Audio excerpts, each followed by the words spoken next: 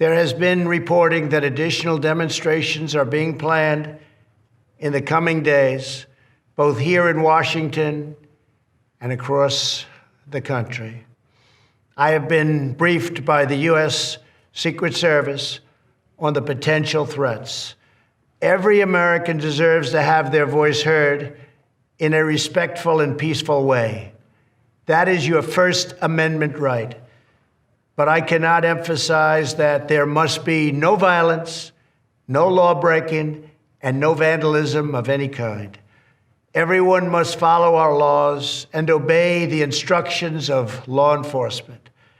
My fellow Americans, I want to speak to you tonight about the troubling events of the past week. As I have said, the incursion of the U.S. Capitol struck at the very heart of our republic. It angered and appalled millions of Americans across the political spectrum. I want to be very clear. I unequivocally condemn the violence that we saw last week. Violence and vandalism have absolutely no place in our country and no place in our movement.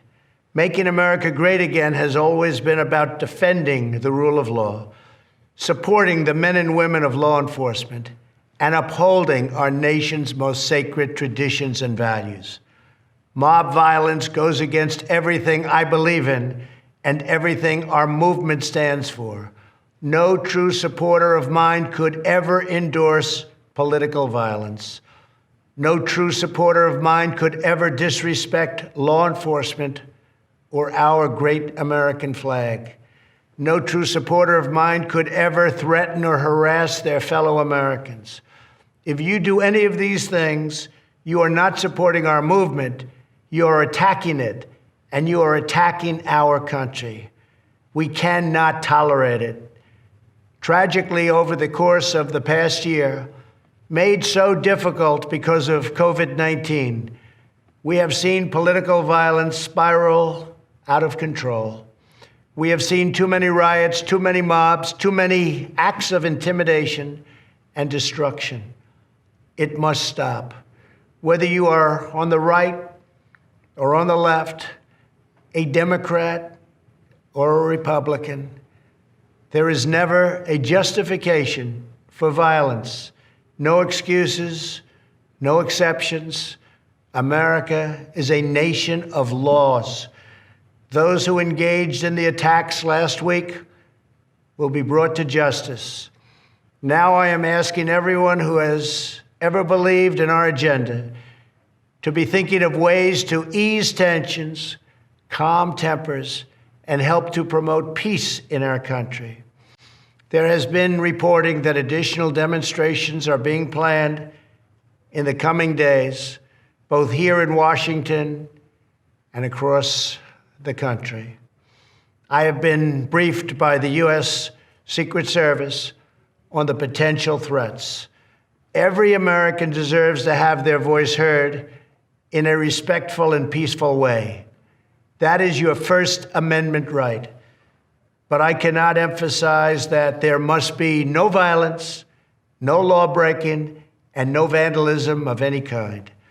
Everyone must follow our laws and obey the instructions of law enforcement. I have directed federal agencies to use all necessary resources to maintain order. In Washington, D.C., we are bringing in thousands of National Guard members to secure the city and ensure that a transition can occur safely and without incident. Like all of you, I was shocked and deeply saddened by the calamity at the Capitol last week.